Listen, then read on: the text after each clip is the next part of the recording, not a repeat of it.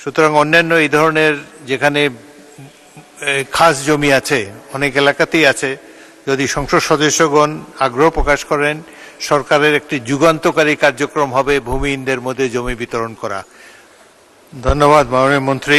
একটি ধন্যবাদ জানাচ্ছি মোহাম্মদ নুরুল ইসলাম মাননীয় সদস্যকে অত্যন্ত গুরুত্বপূর্ণ একটি বিষয় সংসদে উপস্থাপনের জন্য। ভোলা একটি দ্বীপাঞ্চল, এখানে অনেক খাস জমি এখনো রয়েছে, প্রতিনিয়ত চর জেগে ওঠে।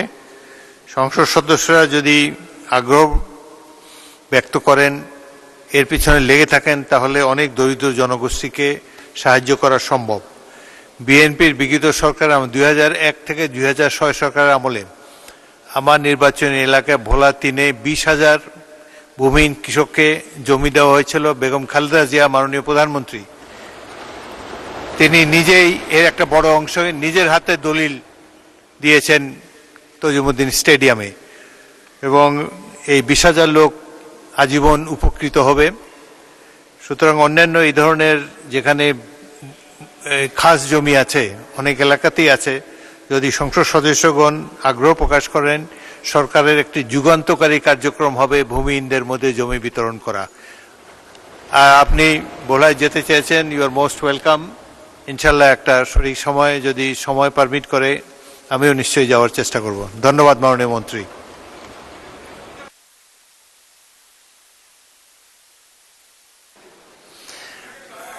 মাননীয় সদস্য নুরুল ইসলামকে মাইক দেন।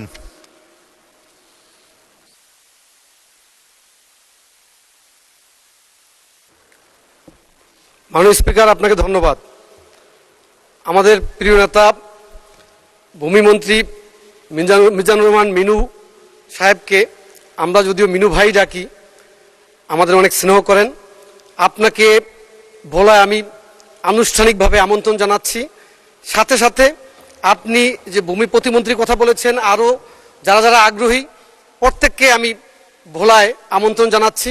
আশা করি মাননীয় স্পিকার সহ আমরা সেই অনুষ্ঠানে যোগদান করতে পারবো ইনশাল্লাহ। সকলকে ধন্যবাদ। আসসালামু আলাইকুম। মাননীয় ভূমিমন্ত্রী।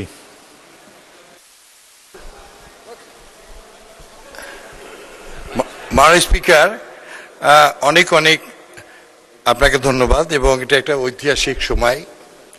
আমি জানি সারা দেশের আমাদের নির্বাচিত 350 জন মাননীয় সংসদ সদস্যর এটা হৃদয়ের কথা।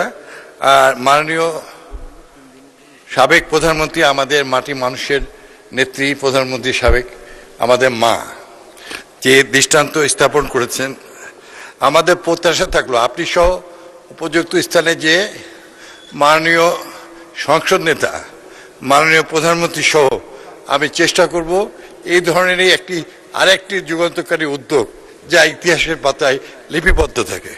মাননীয় স্পিকার, আপনাকে অনেক ধন্যবাদ। ধন্যবাদ মাননীয়